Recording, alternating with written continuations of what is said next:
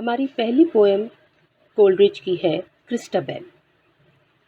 In the part 1 of the poem, Christabel, who is the daughter of Sir Leoline, while praying alone at night in the wood for her betrothed knight, finds a beautiful lady in difficulty. She is the fair Geraldine. First part of the poem में Christabel, जो कि sir लियोलाइन बहुत ही शानदार व्यक्ति थे, उनकी पुत्री है और वो अपने मंगेतर के वेल बीइंग के लिए जंगल में जाकर प्रार्थना करती है। तो वो अकेली जंगल में गई है, रात का समय है और वहाँ पे उसको एक बहुत अजीब आवाज़ें सुनाई देती हैं और उसको कौन मिलता है?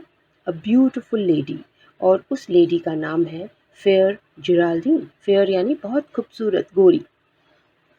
Geraldine has a story of her own and says that she was kidnapped by 5 warriors who left her in these woods. अब क्रिस्टोबल बहुत हैरान है कि जंगल में, ऐसे घनघोर जंगल के अंदर, जिराल्डीन जैसी खूबसूरत लेडी क्या कर रही है। और वो जिराल्डीन से जब इसका प्रश्न करती है तो जिराल्डीन उसको कहती है कि मुझे 5 वॉरियर्स ने किडनैप कर लिया और एक घोड़े पे डाल के वो मुझे ले गए। मेरे को कुछ नहीं पता मैं कहाँ हूँ और मैं कितने टाइम से यहाँ पर हूँ, भूखी प्यासी, और मैं बहुत ज़्यादा थक गई हूँ। Christabel, who had a tender heart and helping nature, takes her home. Christabel एक बहुत ही मासूम दिल की लड़की है और उसका बहुत ही हेल्पिंग नेचर है, इसलिए वो क्रिस्टबेल को अपने साथ घर ले जाती है। In reality, Geraldine is a creature that belongs to another world. अब यहाँ पे कोलरिज का सुपर नेचुरल एलिमेंट आता है। जिराल्डीन रियलिटी में क्या है? वो एक क्रीचर है। क्रीचर यानी इंसान नहीं है। That belongs to another world, वो दूसरी दुनिया की क्रीचर है। लेकिन उसने क्या किया हुआ है? उसने एक बहुत खूबसूरत लड़की का भेष बनाया हुआ है। Geraldine accepts the hospitality of Christabel but casts a spell on innocent Christabel. Geraldine क्या करती है?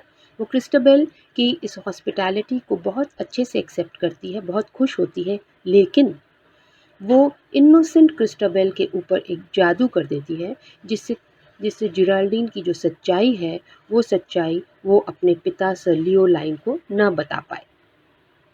जय Narayan Vyas university BA third year English literature paper 1 के यूनिट 1 के नेक्स्ट पोएट है Samuel Taylor Coleridge. Coleridge was born in 1772 and died in 1834. Coleridge's father was an impoverished and scholarly clergyman schoolmaster. Coleridge के पिताजी एक बहुत ही साधारण से क्लर्जीमैन और स्कूल मास्टर थे, यानी स्कूल के शिक्षक थे। Coleridge was a distinguished scholar and entered Jesus College, Cambridge in 1791. Coleridge बहुत ही पढ़ने में होशियार थे और उन्होंने 1791 में प्रेस्टिजियस जीसस कॉलेज, जो कि कैम्ब्रिज में स्थित है, उसमें एडमिशन लिया। There he became an hopeless addict of opium. वहाँ का माहौल बहुत अच्छा नहीं लगा उनको और वो उस माहौल से बचने के लिए ओपियम या गांजे के एडिक्ट हो गए। He left college and enlisted as a trooper in the army under an assumed name of Silas Tompkin Chombershe. उन्होंने कॉलेज छोड़ दिया और आर्मी के अंदर एक ट्रूपर की हैसियत से ज्वाइन किया और अपना नाम बदल लिया। His career as a significant poet began with his meeting with Wordsworth. Coleridge को शुरुआत में इतनी ज़्यादा कविता की तरफ, पोइट्री की तरफ इंक्लिनेशन नहीं था, लेकिन ये चीज़ बहुत बढ़ी और इंटरेस्टिंग हुई जब वो वर्ड्सवर्थ से मिले। The two collaborated in the revolutionary lyrical ballads 1798. दोनों ने मिलके लिरिकल बैलेड्स नाम की कविताओं की रचना की। इसके अंदर बहुत सारी कविताएं थीं और उसके अंदर कोलरिज और वर्ड्सवर्थ ने ही अपनी कविताएं लिखी हैं। अब इनमें दोनों में अंतर क्या था? वर्ड्सवर्थ, जैसे आप पहले भी पढ़ चुके हैं, नेचर के अंदर एक सुपर नेचुरल एलिमेंट डालते थे। जैसे हमने स्टोलन बोट में पढ़ा कि उन्होंने नेचर के बारे में लिखा और ये कहने की कोशिश करी कि नेचर ही इंसान को सिखाता है। उसका उन्होंने स्टोलन बोट का आपको एक एग्जाम्पल दिया। तो वर्ड्सवर्थ की कविताओं में प्राथमिकता किसको दी गई है? नेचर को, और उसके अंदर सुपर नेचुरल एलिमेंट को थोड़ा सा डाला गया है। अब वर्ड्सवर्थ में और कोलरिज में क्या अंतर है? कोलरिज की कविताओं में सुपरनैचुरल आता है, लेकिन उसको जिस ढंग से प्रेजेंट किया गया है वो हमको बहुत नेचुरल लगता है, एक्सेप्टेबल लगता है, और हम उन कविताओं को, उन कहानियों को बहुत आसानी से एक्सेप्ट कर लेते हैं। Coleridge wrote the major poems the rime of the ancient mariner, Christabel, Kubla Khan and dejection and odd.